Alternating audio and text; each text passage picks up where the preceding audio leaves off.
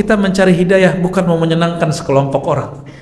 Maka kajian ini bukan untuk menyenangkan siapa-siapa. Kajian ini ya untuk menenangkan kalbu kita. Kita mau datangkan 1000 dalil, belum tentu orang dapat hidayah. Karena dalil dan hidayah dua hal yang berbeda. Dalil adalah ilmu, hidayah langsung dari Allah. Dalil masuk ke otak, hidayah masuk ke kalbu. Maka jangan berharap kita punya video yang bisa menyinggung orang, bisa kasih hidayah orang. Nggak ada.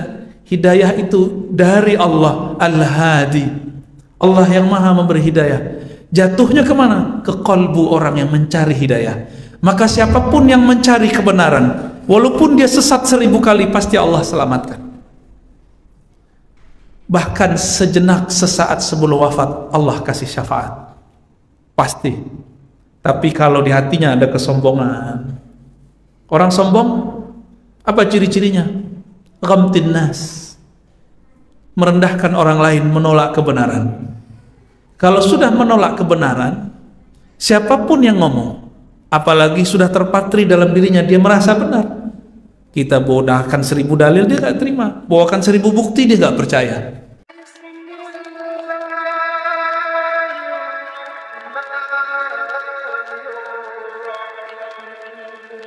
حمد الحامدين حمد المستغفرين حمدا يوافي نعمه ويكافئ مزيده أشهد أن لا إله إلا الله أشهد أن محمدا عبده ورسوله اللهم صل وسلم وبارك على سيدنا محمد وعلى آله وأصحابه ولبيته وذريته أجمعين وبعد.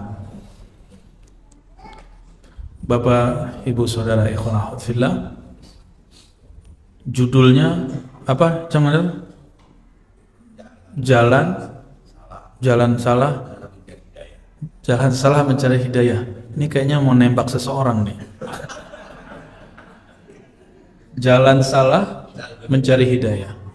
Kayak kofiah Arab gitu ya. Belakangnya. Sajak. Mungkinkah kita salah mencari hidayah? Mungkin. Tapi kalau kita betul-betul mencari, pasti dijemput oleh Allah Subhanahu wa ta'ala. Ini yang sering kita baca dalam muqaddimah yang ada dalam Sunan Abi Dawud. May yahdihillah fala mudhillalah. Siapa yang Allah kasih hidayah, dia tidak akan ada yang menyesatkannya. Di dalam Al-Quran, orang yang mencari hidayah itu disebut dengan ihtada atau yahtadi. Ifta'ala, yafta'ilu, begitu wazannya. Kalau diterjemahkan lebih kurang berarti orang yang memburu hidayah. Jadi hidayah itu diburu, dicari. Apa sih arti hidayah? Nama temannya Cang Nangdar hidayah. Oh, bukan itu hidayah. Hidayah bahasa Arab artinya petunjuk. Bisa juga diartikan sebagai nur, cahaya, yang membuat jika orang mendapatkan hidayah, dia tahu jalan. Tapi ilustrasi sederhananya begini. Pernahkah pergi ke suatu tempat pakai GPS-nya salah? Pernah? Itulah nasib orang belajar online. Gurunya guru Google, Syekh Al-Googliyah, dan Thariqah Al-Youtubiyah, mursyidnya Cang Nandar.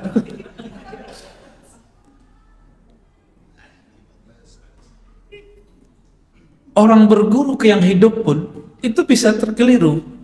Saya sebut keliru, bukan salah. Salah itu bahasa dia, ya. Kita sebut keliru. Kenapa? Orang keliru bisa kembali. Orang keliru bisa dimaafkan oleh Allah Subhanahu wa ta'ala. Seorang Salman Al-Farisi, Imam Zahabi mengatakan umurnya ada dua riwayat, 250 tahun atau 350 tahun waktu wafat. Saat ketemu Nabi, anggap saja umurnya 200 tahun. Perjalanan mencari hidayahnya panjang. Awalnya dia adalah anak kiainya Majusi. Majusi ini penyembah api. Ya'budu naran. Kemudian dia melakukan safar, piknik. Maka piknik ini wajib untuk pencari hidayah. Piknik berguru. Walaupun kita nggak suka nih, masih ustadz, dengerin aja dulu. Ya, wah ini beda manhaj sama saya nih. Dengerin aja dulu. Kadang-kadang Allah bagi hidayah di banyak mulut orang. Dititipkan sini, dititipkan di situ. Siapa tahu. Salman Al-Farisi kemudian melakukan safar ke satu wilayah yang bernama Syam. Syam itu dulu disebut Romawi Timur. Salah satu wilayah Romawi Timur. Syam itu yang sekarang jadi Suriah. Sampai di sana dia melihat ada sinagog Yahudi. Orang-orang Bani Israel di sana beribadah. Maka dia masuk, dia penasaran, ingin mencari kebenaran, mencari hidayah. Karena dia penasaran, masa api disembah. Maka dia cari ke sana. Ketemulah seorang rahib. Rahib itu kemudian mengajaknya berbicara, berdialog, dan dia tertarik. Riwayatnya sangat banyak, kitab pendek. Akhirnya dia menjadi murid sang rahib. Gak balik-balik lagi ke Persia. Sudah lama berguru, sudah hampir hafal apa isi Bible, kitab Taurat. Sang rahib mulai tua. Apa kata rahib? Umurku sudah mau habis. Engkau carilah pendeta namanya si Fulan, rahib namanya Fulan. Dia mengikuti Nabi namanya Isa atau Yesus. Dicarilah sama dia, nggak jauh dari wilayah Syam. Ketemu, berguru di sana juga bertahun-tahun. Sama kisahnya. Sang rahib pun mengatakan, waktunya sudah sampai nak. Sang Nabi akhir zaman sudah muncul. Dibacain tanda-tandanya sama dia. Tapi mungkin umurku tidak cukup. Kita curiga ini siapa? Mungkin orang-orang yang terkoneksi dengan Nabi Daniel. Karena dulu ada sebuah riwayat yang menyebutkan Nabi Daniel ini umurnya panjang sampai ke zaman Nabi, tapi tidak bertemu Rasulullah SAW. Saya curiga aja, karena riwayat itu banyak. Kalau digabung-gabung ada kira-kira kesamaannya. Tapi karena kita nggak mau cocok logi, kita nggak pastikan. Ya. Maka ia tanya gurunya, Nabi akhir zaman itu muncul di mana, wahai Tuan Rahib, Tuan Pendeta? Kata beliau, Nabi akhir zaman itu muncul di negeri yang banyak kurmanya. Di saat itu, maka dia cari di wilayah mana ada banyak pohon kurma. Terdeteksilah, saat itu kan belum ada Google Bumi ya, belum ada GPS, jadi nggak ketahuan. Tapi dia tanya lewat pedagang-pedagang yang lewat ya, yang lalu lalang di situ. Orang Arab, dasar orang Arab dulu jahiliyah. Tidak semua Arab jahiliyah ya. Nabi kita Nabi Muhammad tidak jahiliyah. Tapi kebanyakan mereka yang dagang itu jahil. Dia bertanyalah kepada salah satu pedagang Arab, wahai orang Arab, benarkah di kampung kalian begini-begini disebutkan kira-kira yang mirip dengan apa yang dalam kitab Taurat dan Injil? Versi Salman. Enggak, saya nggak tahu di Bible sekarang begitu atau tidak ya. Yang penting namanya Taurat dan Injil versi Salman Al-Farisi. Kalau beda ya urusan mereka. Kita kan nggak ada urusan dengan kitab yang mereka tulis. Kita percaya Taurat dan Injil kitabullah.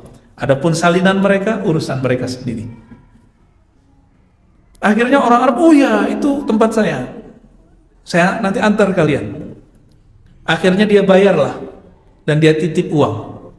Di tengah jalan orang Arab ini akalnya bulus. Dia bilang, wahai orang Madinah, ini saya punya budak, harganya murah, orang Persia, mau nggak? Duit udah dipegang. Karena dia orang Persia, ngomong bahasa Arab kampung nggak semua dia bisa. Adalah orang yang membeli. Dibelilah Salman Al-Farisi. Dia nggak sadar kalau dia dijadikan budak. Ta'bidul hur namanya, memperbudak orang yang merdeka. Ini lebih dari salah ini ya. Beliau mencari hidayah malah diperbudak. Tapi itulah jalan Salman Al-Farisi. Akhirnya dia dibawa oleh Arab Madinah, agak sedikit lebih lembut daripada Arab Mekah. Arab Mekah tadi balik ke Mekah, duit dari bawah, orang yang dia bawa tadi dijadiin budak, dijual, pulang-pulang jadi tajir, jadi kaya. Sampai di Madinah jadi budak. bekerjalah dia. Untung tuannya memberikan dia waktu sejenak untuk bisa mencari-cari jalan. Setiap kali ada kabar orang datang dari Makkah, maka dia katakan, izinkan saya sebentar melihat kabar. Maka dia lihat, oh ternyata bukan Nabi Muhammad. Ada lagi yang datang, dia lihat, bukan Nabi Muhammad, sahabat Nabi. Kan semua sahabat Nabi disuruh duluan hijrah. Mulai dari bulan Muharram, Safar, baru Nabi di Rabiul Awal. Jadi Nabi Muhammad SAW tidak mau selamat sendiri. Beliau selamatkan dulu sahabatnya, baru beliau kemudian menyelamatkan diri. Datang rombongan pertama, mulai dari bulan Muharram dia sudah lihat banyak yang datang yang hijrah. Oh bukan, oh bukan, oh bukan, terus sampai kepada yang terakhir. Ketika dengar ada Nabi Muhammad dan Abu Bakar, maka dia pulang bekerja, dia bawa roti. Di dalam kitab lama yang dia baca, ciri-ciri Nabi akhir zaman, tidak makan uang sedekah, tidak makan roti sedekah, tidak makan makanan sedekah, tapi makan hadiah. Maka hari pertama dia datang, sowan bahasa kita. Wahai Muhammad, ini sedekah buat engkau. Nabi ambil, dikasih ke Abu Bakar. 50% lolos. Besok pulang kerja dia datang lagi bawa roti. Wahai Muhammad, ini hadiah. Langsung dimakan oleh Rasulullah, dibagi separuh dengan Abu Bakar. Maka dia langsung bersyahadat, aku bersaksi engkau adalah Rasulullah. Terharu dia. Perjalanan dia mencari hidayah, Allah kabulkan. Ketemu rahib, pendeta Yahudi, ketemu pendeta Nasrani, dijadikan budak oleh orang Arab yang jahat, ketemu Arab yang paling baik, Sayyidina Rasulullah sallallahu alaihi wasallam. Maka Bapak Saudara makan Allah, kita mencari hidayah bukan mau menyenangkan sekelompok orang. Maka kajian ini bukan untuk menyenangkan siapa-siapa. Kajian ini ya untuk menenangkan kalbu kita. Kita mau datangkan 1000 dalil, belum tentu orang dapat hidayah. Karena dalil dan hidayah dua hal yang berbeda. Dalil adalah ilmu, hidayah langsung dari Allah. Dalil masuk ke otak, hidayah masuk ke kalbu. Maka jangan berharap kita punya video yang bisa menyinggung orang, bisa kasih hidayah orang. Nggak ada. Hidayah itu dari Allah, Al-Hadi. Allah yang maha memberi hidayah. Jatuhnya kemana? Ke kalbu orang yang mencari hidayah. Maka siapapun yang mencari kebenaran, walaupun dia sesat 1000 kali, pasti Allah selamatkan. Bahkan sejenak, sesaat sebelum wafat, Allah kasih syafaat. Pasti. Tapi kalau di hatinya ada kesombongan, orang sombong, apa ciri-cirinya? Ghamtin nas, merendahkan orang lain, menolak kebenaran. Kalau sudah menolak kebenaran, siapapun yang ngomong, apalagi sudah terpatri dalam dirinya, dia merasa benar. Kita bawakan 1000 dalil, dia gak terima. Bawakan 1000 bukti, dia gak percaya. Jadi saya ajak teman-teman para aktivis pergerakan, jika bergesekan dengan kelompok tertentu, udahlah, gak usah perang-perang. Postingan, hidayah itu mahal, adanya di kolbu. Gak bisa pakai sindir-sindiran. Ya, Cang Nandar ya. Cang Nandar lagi.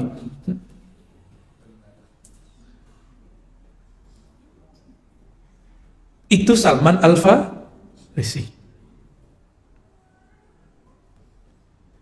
Dulu ada Imam Ibnu Athaillah Sakandari, orang Alexandria.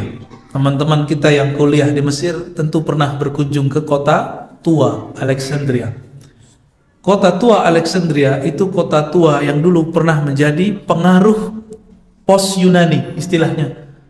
Jadi setelah Yunani berjaya, itu orang-orangnya dicari, dibunuh oleh raja di sana.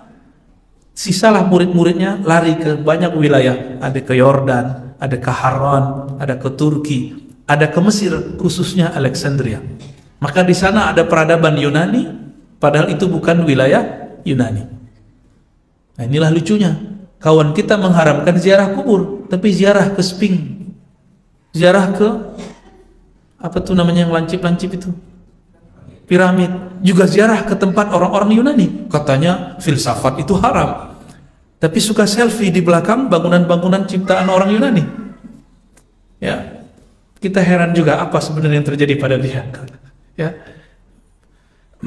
mungkin supaya nanti kalau pulang kampung ditanya, kamu pernah ke sana nggak? Atau pernah ke sana nggak? Kira-kira begitu ya. Tapi kalau foto di belakang kuburan gak berani dia. Ya, takut nanti diruqyah sama Cang Nandar ya.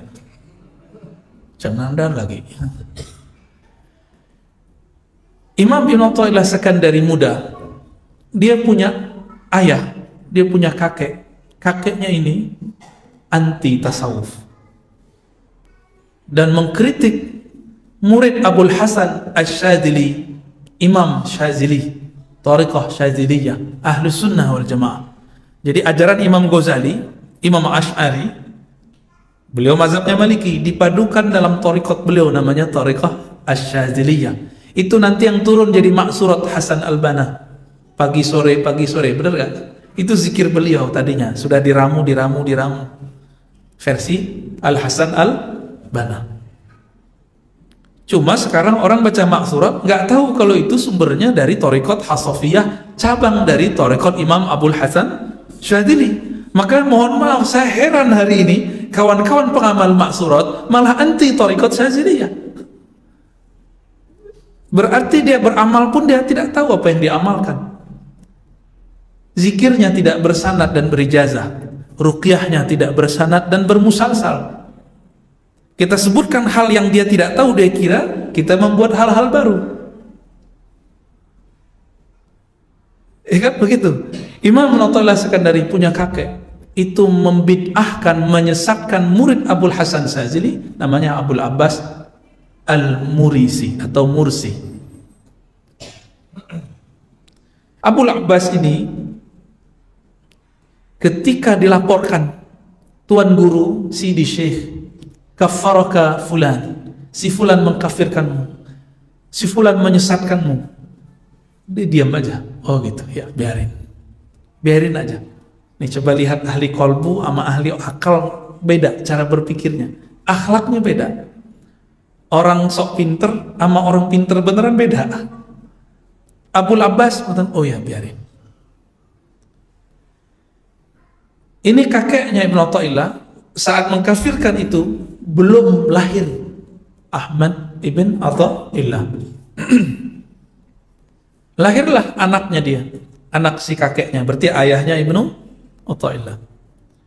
Itu masih disesatkan setiap khutbah, setiap ceramah. Hati-hati si fulan khurafat, hati-hati tarekat itu sesat, hati-hati. Begitulah seperti orang-orang hari ini membenci tarekat sufi, persis sama. Itu hanya sejarah yang berulang. Kalau ahli sufinya benar, tarekatnya sahih bersanad kepada Rasulullah, pasti dia mengatakan biarin aja, nggak apa-apa. Pasti begitu. Tapi kalau dia agak muda dikit, mungkin dia agak mencak-mencak juga ya, agak ngamuk-ngamuk juga mungkin ngajak debat. Ya nggak apa-apa juga, harus ada juga yang ngajak debat. Tapi yang ahli qalbu ini diam aja, karena dia membaca tanda-tanda dari Allah. Ada tanda-tanda. Wa min ayatillah, itu banyak ayat-ayat Allah, itu banyak. Lalu kemudian anaknya ini dewasa, menikah, lahirlah Ibnu Athaillah. Sampai anak ini remaja, dikader oleh kakeknya, oleh ayahnya menjadi seorang ahli mazhab Maliki, ahli aqidah Asy'ari. Jadi dulu mereka ini Asy'ariyah. Ulama-ulama Asy'ariyah ini kalau nggak tersentuh aqidah tasawuf, itu bisa keras juga. Maka coba lihat nanti ahli aqidah sifat 20 akan berperang juga dengan sufi. Coba aja lihat nanti. Kalau dia tidak mengerti tarekat sufi. Dan itu sudah terjadi di beberapa wilayah. Contohnya, orang yang juga saya sangat hormati, dua tokoh saya sangat hormati. Pertama, Syekh Abdullah Al-Harari di Libanon. Itu orang ahli sifat 20, ahli hadis, pakar akidah Asy'ariyah. Dia menentang Syekh Nazim Al-Haqqani, Naqsyabandiyah Al-Haqqaniyah, bahkan menyesatkannya, bahkan menganggapnya kafir. Dan fatwa beliau dipakai di Malaysia, di Negeri Sembilan. Ya saya paham kasusnya kira-kira seperti itu. Sumbernya siapa tadi? Syekh Abdullah Al-Harari. Kronologisnya seperti itu. Jadi ahli kalam ini, ahli akidah ini, kalau nggak tersentuh kolbunya, nanti kerasnya 11-12 sama kawannya Cang Nandar yang salah hidayah itu. Suka debat, suka cari kesalahan orang, jadi juri di mana aja. merasa ilmu di kitab yang dia baca itulah yang paling benar. Dia lupa Imam Abul Hasan al-Asy'ari adalah murid Junaid al-Baghdadi. Murid Junaid al-Baghdadi menyaksikan kejadian Al-Hallaj. Tahu beliau kasih. Beliau semasa dengan muridnya Imam Junaid yang lain, Imam Shibli, Imam Ruwai, ahli qalbu semua.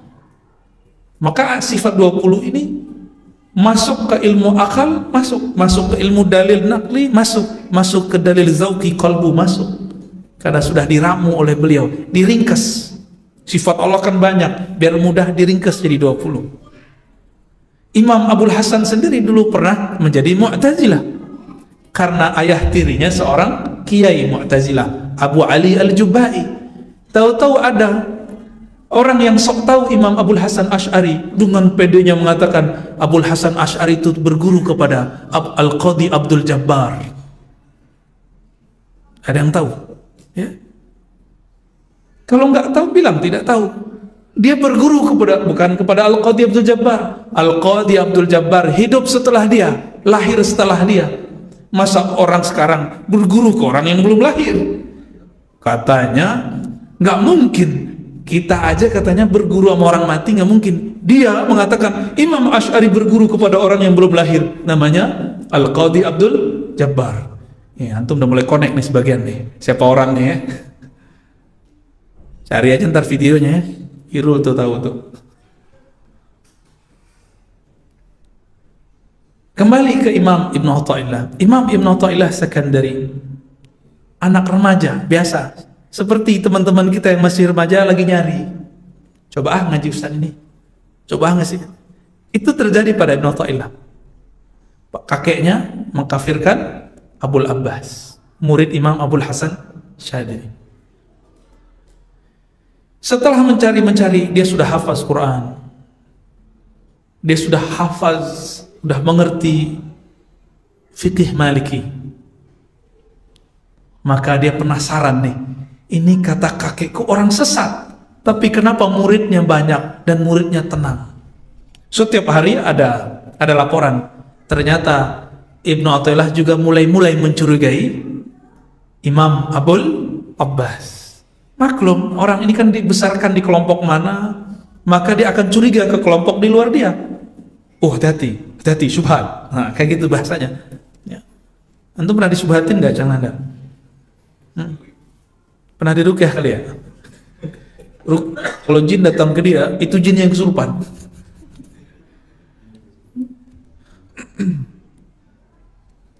Maka dia penasaran, nyusup, nyamar. Orang dia kira jamaah nggak tahu kalau yang masuk itu Ibnu Athaillah. Sebelum dia datang, Imam Abul Abbas nyolek ke khalifahnya. Nanti bakal ada anak muda datang yang dulu mengkafirkan saya, kakeknya. Kalau dia datang, bawa ke zawiyah tempat beliau zikir. Betul, sholat di masjid beliau. Masjid beliau sekarang masih ada Pak di Mesir, Masjid Abul Abbas. Teman-teman di Mesir pasti pernah ziarah ke sana kalau mereka mengerti sejarah Imam Ibn Athaillah Sakandari, pengarang kitab Ahlikam. Akhirnya benar nyusup di situ. Orang bilang, kamu Ahmad Ibn Athaillah? Nah, Tuan Guru memanggil, pengen bertemu. Dia ajak ketemu, ngobrol lah. Tapi dari tadi dia masuk, dia memperhatikan apa yang dikafirkan kakek dia. Dia nggak nemu. Semua orang di dalam itu suka senyum, suka zikir, suka Quran, udah gitu aja. Senyum, zikir, Quran. Semuanya amal-amal sunnah. Maka dia bingung, apa yang salah dari Abul Abbas? Abul Abbas umuran kakeknya. Murid-muridnya nemenin terus khalifah-khalifahnya ini. Maka terjadilah kalam. Dan dia pulang. Mulailah di situ berkecamuk Imam Ibnu Athaillah. Ternyata dia selama ini salah jalan. Dia pulang, Imam Abul Abbas mengatakan ke murid-muridnya, saya akan jadikan anak muda itu menjadi imam dua manhaj zahir, manhaj batin. Imam zahir, imam batin. Pakar ilmu yang zahir, pakar ilmu yang rohani. Begitu kata beliau. Benar. Besok balik lagi, nanya lagi semua pertanyaannya. Apa yang di dalam kitab yang dibaca, semuanya Abul Abbas sudah mengerti. Bahkan yang rumit-rumit dia tidak faham, dijelaskan oleh Abul Abbas. Sehingga dia ngangguk tiap hari begitu. Pulang penasaran cari di kitab. Loh, kata Abul Abbas ketemu di kitab. Oh, berarti benar nih, benar. Begitulah terus. Semakin terang benderang hidayah itu di kepalanya, masuk ke kalbunya. Maka dia menyatakan menjadi murid Imam Abul Abbas. Maka dalam waktu yang singkat, karena dia sudah pintar, orang yang pintar sebelum hijrah, setelah hijrah dia akan menjadi orang hebat. Begitulah Rasulullah mengatakan, orang yang mulia sebelum hijrah, setelah hijrah jadi orang mulia. Orang yang sarjanawan sebelum hijrah, setelah hijrah sarjanawan yang akan tambah bersinar. Maka beliau menulis kitab Al-Hikam, sekitar 200-an hikmah kata-kata bahasa-bahasa ilahiyah yang masuk ke dalam kalbu, pesan-pesan kalbu. Itu ditulis umurnya masih muda. Tapi kalau orang berguru, mudanya tua.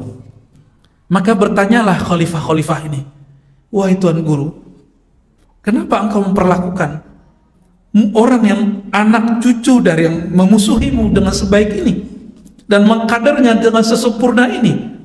Apa jawaban Abul Abbas? Ketika aku dilempar tuduhan kafir, tuduhan sesat, aku terbayang kisah Nabi dilempar oleh orang Taif. Lemparannya kakeknya Ibnu Athaillah tidak separah lemparannya orang Taif. Taif ngelemparin apa, Pak? Batu, tai onta. Baunya bukan main. Ketika batu kena, Nabi berdarah. Karena Nabi nggak belajar debus, Pak. Ya, Nabi nggak belajar debus. Tapi kalau beliau mau sakti bisa. Berapa banyak hadis menyebutkan kesaktian beliau. Ya, batu pecah, orang kakinya robek, bismillah ditiup, sembuh. Pakai tiupan. Maka doa-doa itu ada nafasnya. Kita jelaskan bab nafas sama orang ahli ruqyah hari ini, mereka nggak ngerti. Nabi, hadis Sahih Bukhari Muslim, kalau lagi nggak enak badan, beliau minta Sayyidah Aisyah meniupkan, unfitha alih. Itu ilmu-ilmu yang turun ke kolbu. Ahli ruqyah sekarang mana ngerti, kecuali ahli ruqyahnya bersanad. Kalau ahli ruqyah tak bersanad, ya begitu. Sertifikat bukan sanad, nggak laku, nggak diakui Rasulullah Shallallahu Alaihi Wasallam. Harus ada ijazah dari gurunya. Karena ilmu ruqyah masuk ke dalam ilmu hadis, ilmu musalsalat. Masuk, karena dia bagian dari hadis Nabi. Teknik-tekniknya ada dalam kolbu ahli hadis.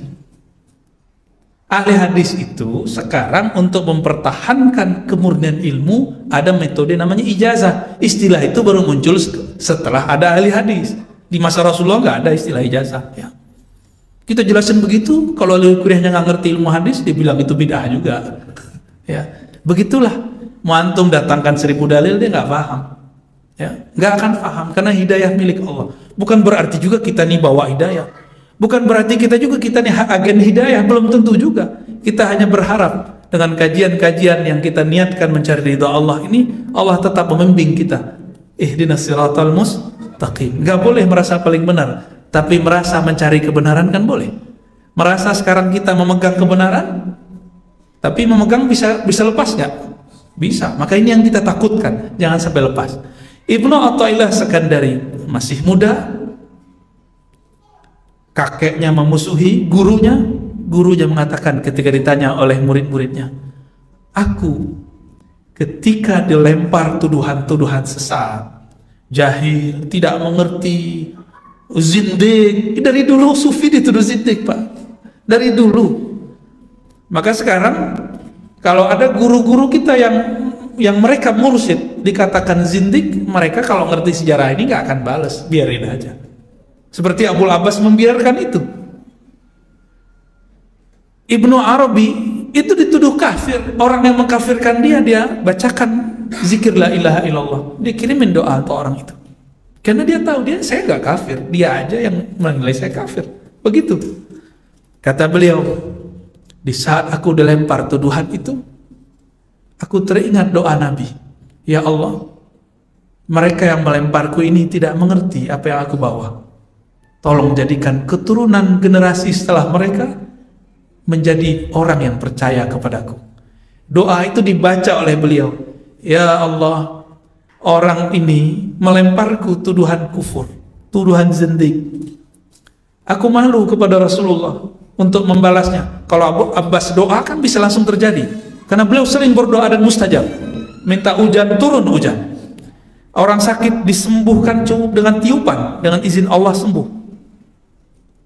Bahkan berjalan di atas air, sesekali beliau menunjukkan terbang dengan izin Allah. Tapi beliau tidak mau itu diekspos. Abul Abbas Al-Mursi.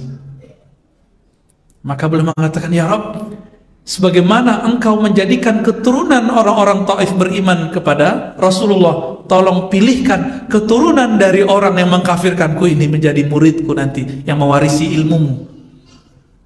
Mulia gak tuh sufi begitu? Itu baru sufi hakiki. Kalau enggak, sufi suka film. Kalau sufi hakiki begitu, Pak. Kalau begitu sufi sesat gak? Saya tanya. Terus kenapa antum selama ini berpikir sufi sesat? Ya, karena selama ini orang cerita sufi atau orang bawa tentang simbol sufi, dia emang nggak benar. Tolong bedakan, tidak semua orang tarekat itu sufi. Tarekat itu jalan menuju kesufian. Belum tentu dia sukses menjadi sufi. Sufi itu seperti faqih. Faqih mewarisi fikihnya Nabi. Sufi mewarisi kemurnian qalbunya Nabi. Ahli fikih mewarisi hukum zahir, rukun 13, ya, membatalkan sholat, sunnah, bid'ah. Ahli kolbu, ahli sufi mewarisi khusyuknya Nabi. Maka ahli fikih kalau menentang sufi kualat, tidak akan khusyuk sepanjang masa, karena ilmu khusyuk ada di kolbu para sufi. Tapi betul, orang tarekat tidak semuanya sufi.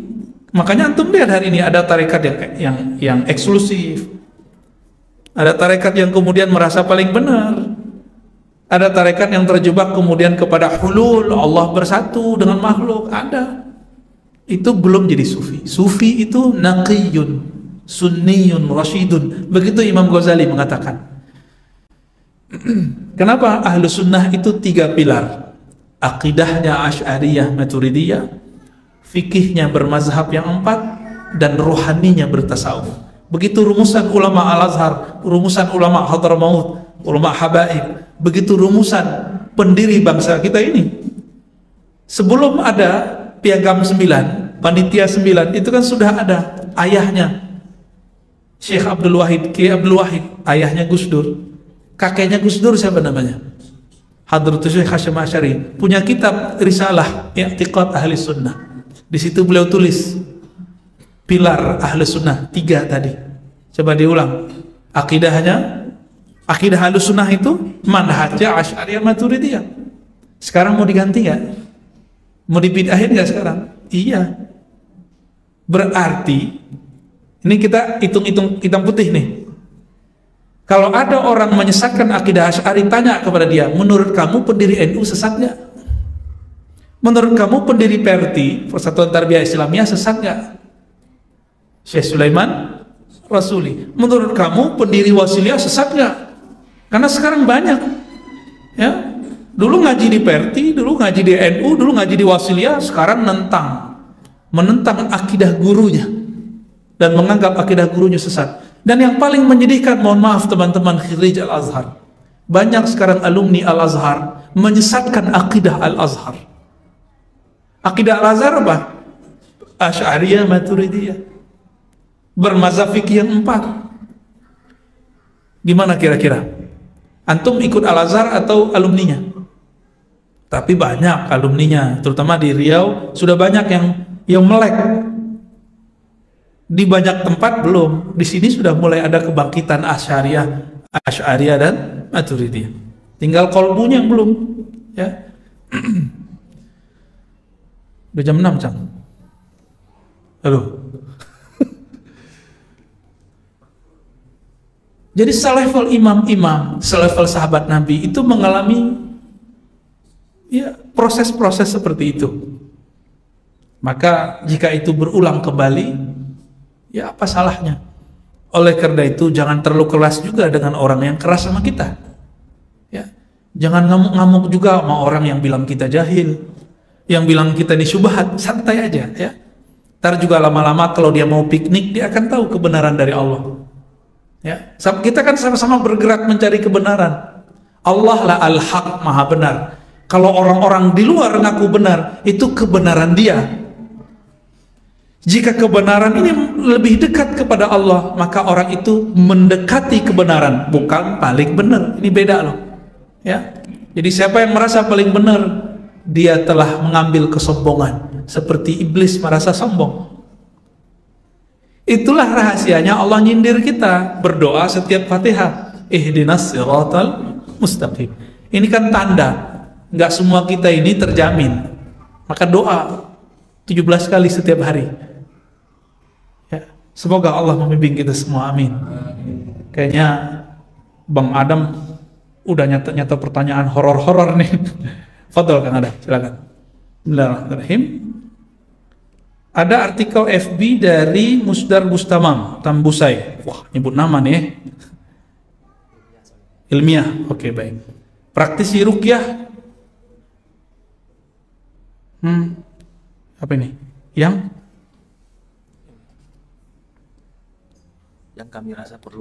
kami rasa perlu dijelaskan lagi.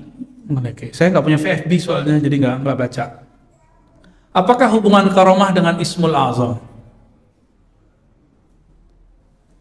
Mau tahu? Kalau nggak tahu, bilang nggak tahu. Jangan menentang sesuatu yang kita nggak tahu. Pertanyaannya sekarang, apa makna karamah? Apa makna Ismul Azam? Definisikan dulu baru tentang.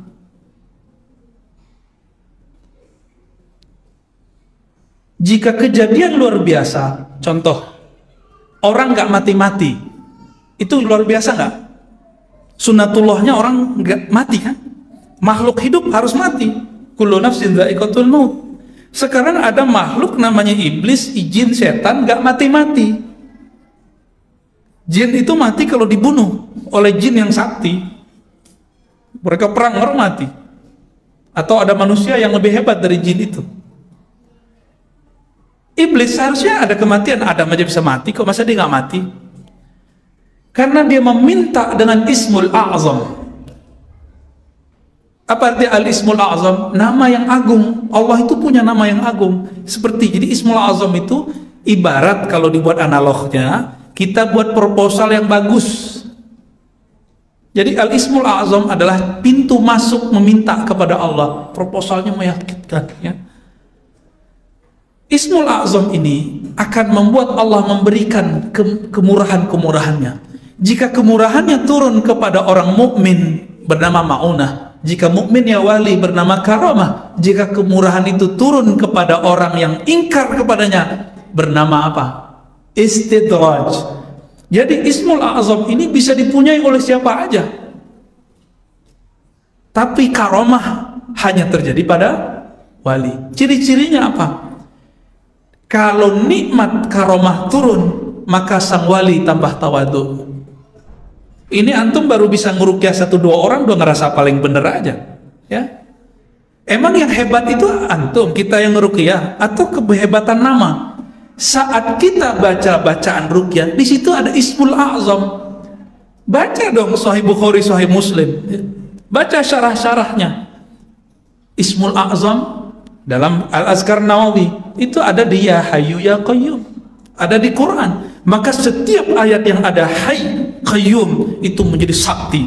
Antum bodoh make nggak sadar, karena nggak mengenal Allah, namanya pun kau tak kenal. Maka ruqyah ini yang make bisa jadi dukun. Dukun pakai bismillah loh, ya kan? Antum pakai kopiah, dukun juga. Tapi pakai kopiah, ya, berjenggot, kan itu aktivitasnya sama, membacakan mantra namanya, menghembuskan. Nabi menghembuskan, itu teknik dari Rasulullah Sallallahu Alaihi Wasallam. Itu Ismul A'zam. Jadi Al-Ismul A'zam ini bisa dipunyai oleh semua makhluk sebenarnya, kalau mereka tahu cara mintanya. Ada orang punya tahu nih, antum udah tahu nih, Hayyu Qayyum itu Ismul A'zam, ada di ayat kursi, tapi kurang yakin, nggak berefek.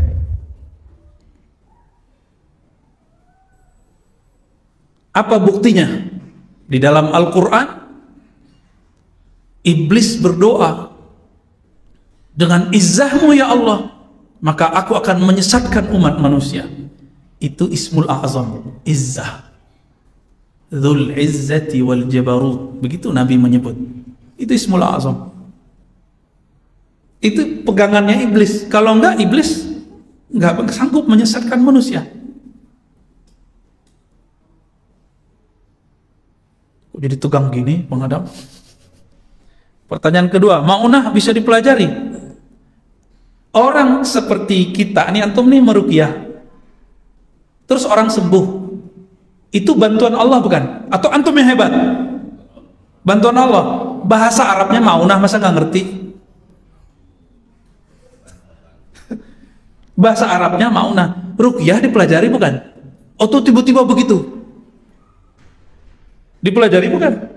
Ya, teman-teman kita buat daurah ruqyah, itu daurah mempelajari biar dapat maunah. Repot amat gitu.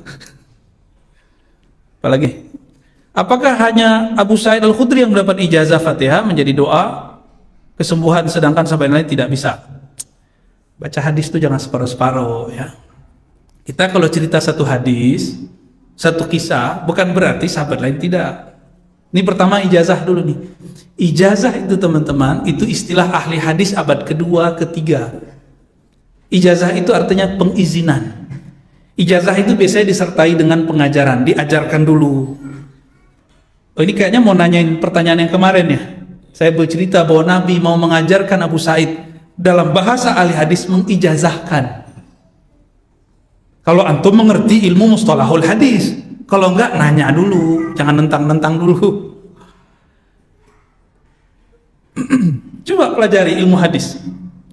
Di ilmu hadis ada 8 minimal cara belajar. Pertama namanya sama, mendengar guru, nyimak. Yang kedua namanya qira'ah ala syekh, nyetor ke guru, seperti murid tahfiz Quran nyetor ke gurunya. Yang ketiga ijazah. Nah ini dulu deh, ijazah. Apa kelebihan sama? Sama itu dobit, langsung gurunya dapat apa kita dapat. Tapi kalau dapat sama, mendengar, membacakan, gak diijazahi.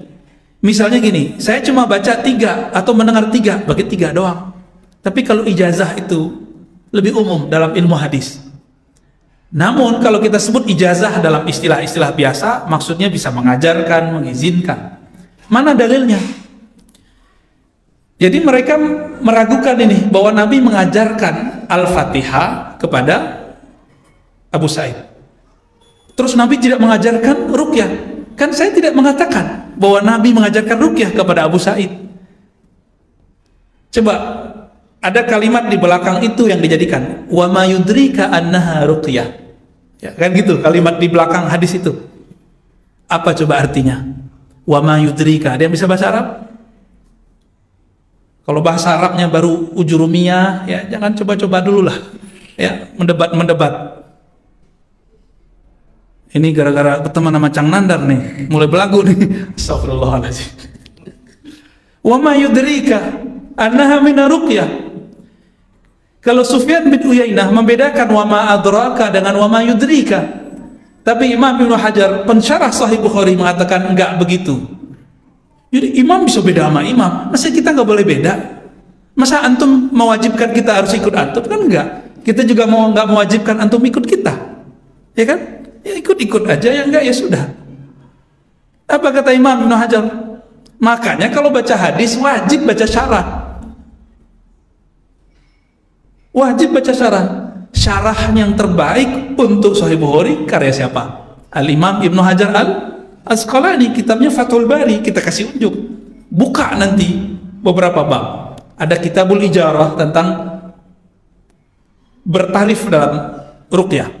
Ini bukan bela antum yang bertarif juga, ya. Jangan GR dulu. Ya, bukan mau memperkuat antum yang meruqyah bertarif. Tunggu dulu. Saya bukan praktisi ruqyah, walaupun saya dapat ijazah ruqyah banyak.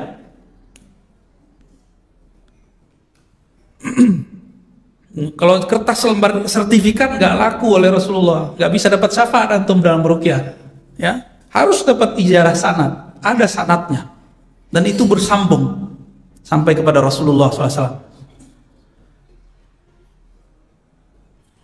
Dalam syarah Fathul Bari, Imam Al-Hafiz Ibnu Hajar pensyarah Sahih Bukhari mengatakan, wa ma yudrika, itu basa-basi, masa ente nggak paham, pura-pura nggak tahu kalau ini bukan ruqyah, gitu maksudnya. Li ta'ajjub. Itu bahasa Arabnya Imam Ibnu Hajar Al-Asqalani. Atau heran, masa sih nggak ngerti gitu. Jadi di hadis sebelum itu, jadi ini keutamaan kitab tafsir di Sahih Bukhari, ada satu bab judulnya keutamaan surat Al-Fatihah, judulnya Fatihatul Kitabnya. Keutamaan Fatihatul Kitab. Itu hadis pertama riwayat Abu Sa'id Al-Khudri, kedua juga Abu Sa'id Al-Khudri. Yang pertama saya kisahkan bergabung dengan yang kedua. Yang pertama itu apa? Nabi manggil Abu Sa'id lagi sholat, manggil. Kalau kita lagi sholat gimana? Nyaut orang nggak? Tetapi di Quran kan ada, jika Allah Rasul manggil walaupun lagi sholat wajib nyaut. Itu hebatnya, ya. Akhirnya Abu Sa'id datang kepada Rasulullah. Nah, Rasulullah menjanjikan, Abu Sa'id, la u'allimannak a'zama surah fil Quran. Aku akan ajarkan engkau, u'allimannak. Nah, itulah yang artinya ijazah. Bahasa hadisnya u'allim, bahasa mustalahnya ijazah. Paham? Paham jangan dari? Udah dapat ijazah belum? Ya. La u'allimanna, aku akan ajarkan kepada engkau ayat terbaik di dalam Al-Quran. Kalau di riwayat Abu Hurairah, aku ajarkan engkau, atau inilah Al-Fatihah, surat yang lebih afdol dari surat mana saja, dan tidak ada di Injil, tidak ada di Taurat. Beda-beda tipis. Itu tadi Abu Hurairah, Abu Sa'id Al-Khudri. Sekarang tekniknya dari mana? Berani nggak Abu Sa'id Al-Khudri bikin teknik sendiri? Nggak berani. Maka dia ditakrir sama Nabi nanti. Antum kalau baca Fatihah sambil napas atau tahan napas? Tahan napas. Serius? Ayo sambil napas baca. Bisa nggak? Nah, paham nggak? Ketika beliau baca Al-Quran, nafasnya ditahan kan? Itu maksud kita. Setiap orang baca ayat, satu ayat tahan napas nggak? Ahli hadis, kalau antum ngerti ilmu ijazah, ada namanya musalsalat bil Fatihah. Musalsal, menirukan cara guru, cara Nabi dalam baca Fatihah. Walaupun musalsal ini bagi sebagian ahli hadis dhaif, tapi karena dia dhabit, ditirukan modelnya, bagi ulama Quran itu sahih. Karena sanad Quran sama sanad hadis agak sedikit beda standar. Bagaimana caranya di situ? Antum mesti kaget. Karena mereka sekarang mengharamkan metode ini. Baca Fatihah satu napas, ada itu dalilnya. Dulu Said Agil Al-Munawwar, guru saya. Bukan Said Agil Sirat ya. Said Agil Al-Munawwar. Beliau ini Masya Allah, hafal kita, Masya Allah. Hafal tahun wafat ulama, Masya Allah. S1 di Madinah, S2, S3 di Mekah. Itu dia nggak sesat juga sama mereka. Kalau sholat di salah satu tempat gurunya, sholat 20 rakaat tarawih, itu satu napas, tapi bersih bacaannya. Nggak buru-buru. Bismillahnya jelas, Alhamdulillahnya jelas. Satu napas. Karena ada ijazahnya. Kalau nggak tahu nanya. Namanya ijazah musalsalat bil Fatihah. Banyak hal di dunia ini yang kita nggak tahu. Saya dulu juga nggak tahu. Ini baru saya tahu 3 tahun yang lalu. Saya pun baru tahu ini 3 tahun yang lalu. Lewat murid-murid Syekh Yasin Al-Fadani. Nyampe, saya kira juga dulu bid'ah baca Al-Fatihah satu napas. Ternyata itu. Maka kita tobat dari kejahilan kita. Saya bertobat dari kejahilan saya. Jabir bin Abdullah meriwayatkan metode ruqyah. Di situ disebutkan 2 versi. Setelah membaca itu meludah, atau yang kedua menghembus, yanfus. Ini beda ruqyah dengan zikir doa. Zikir doa nggak ada fuhnya. Fuh itu napas bukan? Napas bukan?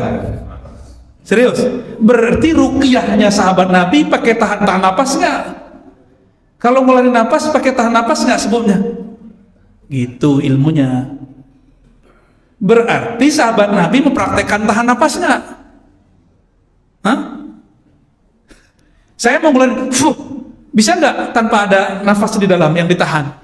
Nggak mungkin, harus ditahan dulu. Baca doa baru. Itu Pak, itu yang disebut ruqyah. Kalau nggak doa namanya, kalau nggak zikir namanya. Jadi nih kita kasih tahu kenapa antum pernah meruqyah Quran. Pakai Quran nih udah sakti, tapi nggak tembus-tembus, nggak ada efek. Karena nggak mempraktekkan hembusan atau sentuhan ketukan, tapping namanya. Untuk kasus tertentu Nabi menepuk. Ntar nepuk pengen meluk lagi. Gimana? Apakah syarat menjadi terapis ruqyah? Waduh, mau buka klinik nih kayaknya ya. Saya mau kasih tahu dulu, ruqyah itu artinya mantra. Pakar mantra, bahasa kampung kita artinya dukun. Mau jadi dukun? Pasti nggak terima antum yang praktisi ruqyah disebut dukun. Nggak mau kan? Maka ganti istilah mu'alij, biar islami dikit kan. Padahal itu namanya Arabi. Arab-Araban namanya. Apa syarat menjadi ahli ruqyah? Pertama, ikhlas lillahi ta'ala. Yang kedua, cari ilmunya yang bersanad. Kalau bersanad, ketemu guru bersanad. Guru bersanad pasti tidak sombong. Karena orang sombong, kalau punya murid, muridnya sombong. Merasa paling benar, merasa paling sakti. Dan pasti iri. Nanti kalau ada kiai bisa menyembuhkan pasien dia yang nggak bisa disembuhkan, yang itu pakai jin tuh. Tuh, banyak ahli ruqyah sekarang. Saya mau tanya, siapa di antara antum praktisi ruqyah yang pernah melihat jin? Kan nggak ada. Karena Imam Syafi'i mengatakan, man qala ra'aitul jinna faqad iftara 'ala Allah. Siapa yang mengaku melihat jin, dia telah berbohong atas nama Allah. Karena jin nggak bisa dilihat dengan mata ini, kecuali antum punya mata lain. Ya. Terus dia tuduh ada kiai fulan, mursyid fulan, dia nggak mengeraskan bacaan seperti antum. Terus antum bilang itu jin. Emang lihat? Kalau nggak lihat, haram kalam begitu. Maka ahli ruqyah yang ngomong begini tidak diterima persaksiannya oleh Imam Salaf, Imam Syafi'i. Oh itu jin tuh, emang dia lihat? Jin nggak bisa dilihat? Emang tahu dia baca apa? Ya Ustaz, dia bisik-bisik, ya tanya aja sama dia dibaca apaan. Jangan spekulasi, itu su'uzzan. Iyattabi'una illa zanna. Jangan ikut zan. Kan boleh tabayun tuh. Kalau kiai pasti jawab, kecuali dukun, oh rahasia perusahaan, dia bilang gitu. Ya, atau dia kesel sama antum, nggak mau cerita juga. Kalau mau jadi peruqyah, ya harus ikhlas. Ntar amplopnya nggak ada, cuma pakai amplop TKS, terima kasih Ustadz, gitu. Harus terima. Jadi jangan berhenti berguru, karena orang kalau berhenti berguru muncul kesombongan dalam dirinya. Jadi berguru itu adalah cara efektif menghancurkan ego. Jadi itulah thariqah paling cepat. Asra'ut turuq li izalatil kibr. Kalau versi thariqat sufi kan zikir dulu sekian hari, 40 hari seperti di hadis Abu Nuaim biar bersih kolbunya. Tapi kalau antum berguru bentar aja, ketemu guru bentar aja, kita kemudian memahami, menikmati dalil yang dia sebutkan, menikmati kalam-kalam dia, itu udah hancur itu satu kesombongan. Tinggal nanti dengerin lagi si fulan, hancurkan lagi satu kesombongan. Mau denger aja, ya. Kalam saya begini tidak akan membuat orang ikut saya, tidak akan membuat orang dapat hidayah.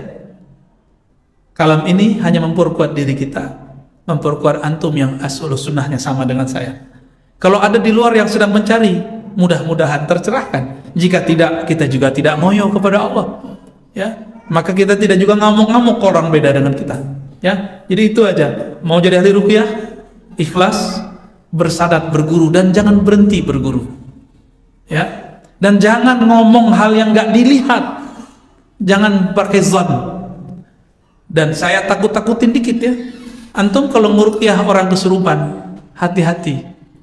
Karena jin setan itu bisa pindah lewat sentuhan, lewat pandangan. Maka saya kasihan sama sebagian mu'alij peruqyah ini, dia banyak sebenarnya jin yang menempel di badan dia, dan itu membayang di wajahnya. Dia nggak sadar, makanya emosinya tambah gede, ya, refleksnya terlalu over. Itu ciri-ciri kenapa sering berhadapan dengan itu. Dan itu obatnya cuma satu, teman-teman. Nah, ini tips untuk ahli ruqyah. Banyakin sholawat, rindukan Rasulullah, nanti netral itu. Emosi antum itu nanti mulai, ya, suka nyalah-nyalahin orang, suka merasa paling hebat, nanti redup sendiri. Kalau saya sudah nggak praktek lagi, ya, takut dibilang TKS. Ya, ikhlas itu ternyata ada asbabnya.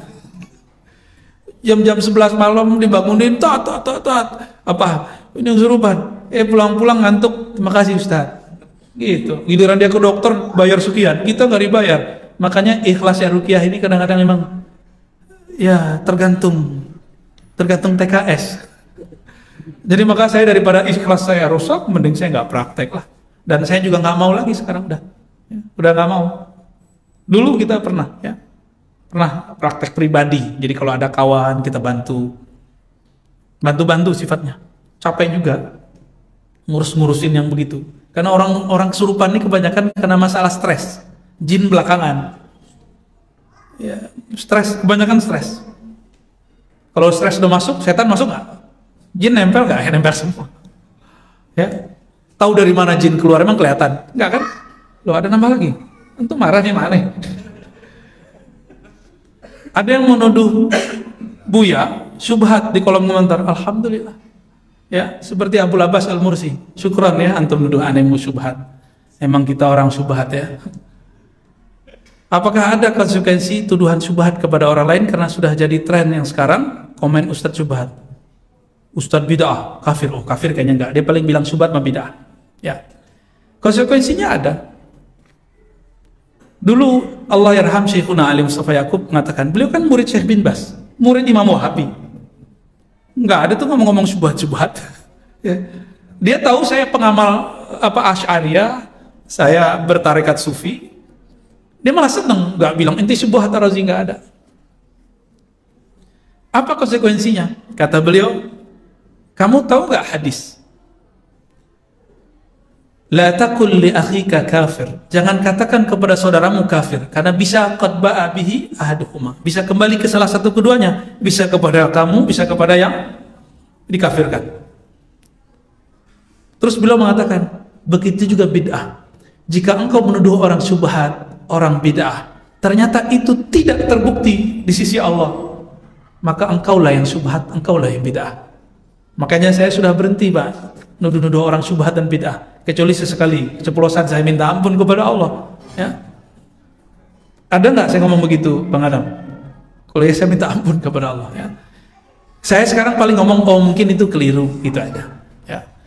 Sekarang ini ada masjid-masjid yang dibangun khusus buat kelompok-kelompok tertentu, kebanyakan tanpa kubah.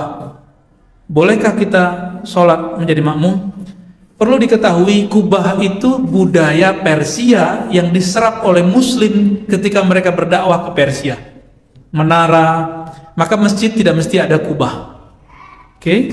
Jadi boleh nggak sholat di masjid yang tidak ada kubah? Boleh. Bahkan yang nggak ada atapnya juga boleh. Masjid apa yang nggak ada atapnya? Dulu Masjidil Haram nggak ada atapnya, baru sekarang-sekarang aja. Dibuat kelompok tertentu, niatnya apa buat masjid? Mau nyaingin masjid A, namanya masjid dirar. Jadi masjid yang gunanya untuk menyaingi masjid, itu namanya masjid dirar. Masjid yang ingin mudarat, memecah belah umat, itu masjidnya orang munafikin. Tapi saya yakin maksud orang ini bukan munafik, ya. Mungkin beda manhaj sekali. Apa keutamaan halaqah ta'lim ceramah tausiah di masjid? Dalam hadis Imam Bukhari dan Muslim dikatakan, seseorang itu mazala fi shalah, ya, dia masih dihitung di dalam salat selama dia di masjid. Lalu malaikat berdoa, Allahumma sholli alaihi, Allahumma arhamhu, begitu kira-kira di hadisnya. Ya Allah, beri rahmat orang ini. Ya antum dari tadi ini kenapa betah duduk? Kalau hari biasa duduk pasti pegel. Atau udah ada yang pegel dari tadi? Kok tahan gitu? Karena malaikat menghembuskan di punggung kita, di jidat kita, di ubun-ubun kita, di hati kita. Allahumma arhamhu. Ya Allah rahmati dia. Ya Allah sayangi dia. Ya Allah sampaikan salam kepadanya. Begitu terus, nggak lihat kan? Saya tahu karena Nabi yang ngasih tahu. Nggak sok tahu juga. Ya, bahkan di hadis Imam Tirmizi, dia mengepakkan sayapnya lalu mengembangkan, menutupi kita. Ridha bima yatlub, dia ridha kepada apa yang dituntut. Kira-kira begitu. Nah, kita berharap semoga Allah menjadikan majelis ini majelis yang seperti itu. Amin ya rabbal alamin. Jangan GR dulu. Khalas. Loh, apa lagi nih? Ini handphone Cang Nandar ya? Pasti ada yang aneh nih.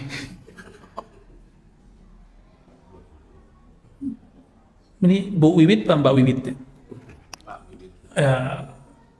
Dalam hal akidah kita merujuk kepada Imam Asy'ari wa Al-Maturidi. Dengan salah satunya pelajaran sifat 20 yang wajib bagi Allah. Akan tetapi ada bahasan trilogi tauhid yang digunakan untuk memahami akidah oleh sebagian orang dalam kurung bla bla bla dan lain-lain.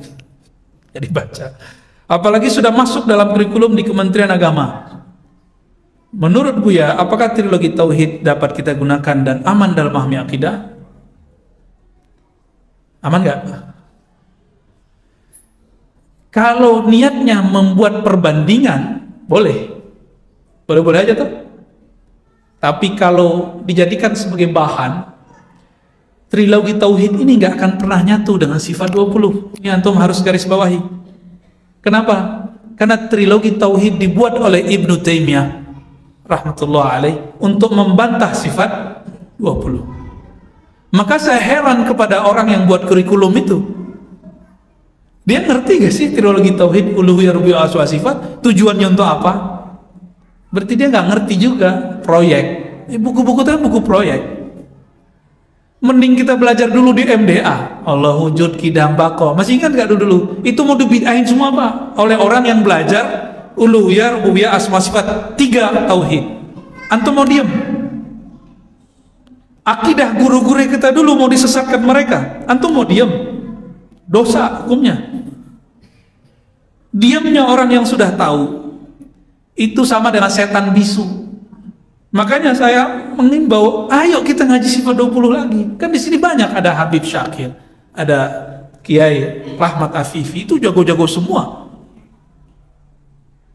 Buka, minta Pak Kiai, Beb, tolong ajarin kami dong sifat 20 yang tepat tuh gimana gitu. Nanti mereka ajarkan. Itu Kiai Rahmat Afifi, murid Mbah Mun, tamat Al-Azhar. Tapi lebih berkesan sama Mbah Maimun daripada Al-Azhar sepertinya. Kalau cerita Mbah Maimun, itu hebatnya ulama kita. Itu Mbah Maimun sesat gak? Ada yang bilang Mbah Maimun sesat. Sesat gak Mbah Maimun? Allah yarham Mbah Maimun Zubair. Sesat gak? Enggak Pak ya? Enggak. Kalau ada yang bilang sesat karena dia pakai sifat 20, antum diam gak? Atau kita harus bergerak? Harus bergerak Pak, kita nggak boleh kita diam. Ya, ini kalau udah jadi laskar Ahlussunnah begini ntar nih, bakar-bakar ntar nih, bakar semangat maksudnya. Allahumma sholli ala Muhammad. Pakai napas tuh bersannya. Baik teman-teman yang melakukan Allah, kesimpulannya sederhana. Orang yang mencari hidayah pasti Allah bimbing meskipun dia terjebak pada kesalahan. Nanti Allah sendirian jemput. Orang yang mencari kebenaran, dia tidak awalnya mungkin merasa paling benar, tapi kalau dia terus mencari, maka saya sarankan antum para pemburu hidayah, pencari kebenaran, setiap ikut satu kelompok, ikut satu manhaj, pertanyakan dalam hati, apakah ini benar ya Allah? Maka tanya terus dalam sholatnya, ya Allah jika ini benar istiqomahkan aku, jika tidak ihdinas siratal mustaqim. Itu doa saya dulu sampai hari ini. Ketika terjebak masuk ini masuk itu, berharap Allah menjemput kita di tengah belantara hidayah-hidayah palsu. Ya, semoga Allah meridhoi kita semua. Semoga Allah mengampuni emosi-emosi kita. Semoga Allah menutupi aib-aib kita. Semoga Allah menjadikan kita orang-orang yang sah pengikut Rasulullah sallallahu alaihi wasallam. Allahumma ijma'na ma'a nabiyyikal Mustafa sallallahu alaihi wasallam. Ya Allah, amal kami sedikit, tapi kami berharap pertemukan kami dengan Nabi Engkau, kekasih Engkau di sorga nanti. Allah marzuqna ru'yataka wa ru'yata nabiyyik. Ya Allah, Nabimu mengabarkan bahwa para sahabat, para orang-orang yang beriman akan memandang wajahmu nanti di surga. Jadikan kami bagian dari mereka. Jadikan kami bagian orang yang mampu melihat keindahan wajahmu, keindahan wajah Rasulullah sallallahu alaihi wasallam. Ya Allah, Engkau Maha tahu kebusukan hati kami. Engkau Maha tahu keburukan jiwa kami. Perbaiki kalbu kami ya Allah. Engkau Maha tahu berubahnya kalbu kami. Ya muqallibal qulub, tetapkan kalbu kami dalam hidayah bersamamu. Ya muqallibal qulub, ya musarrifal qulub, sabbit qulubana ala dinika wa ta'atik. Allahumma akhtim lana bihusnil khatimah. Ya Allah biha, ya Allah biha, ya Allah bihusnil khatimah. Ya Allah, terakhir kami minta, tolong tutup hayat kami dengan husnul khatimah, menyebut namamu, menyebut nama Rasulmu, la ilaha illallah Muhammadur Rasulullah. Rabbana atina fid dunya hasanah wa fil akhirati hasanah wa qina adzabannar. Walhamdulillahi rabbil alamin. Subhanakallahumma wa bihamdika asyhadu an la ilaha illa anta astaghfiruka wa atubu ilaik. Assalamu alaikum warahmatullahi wabarakatuh.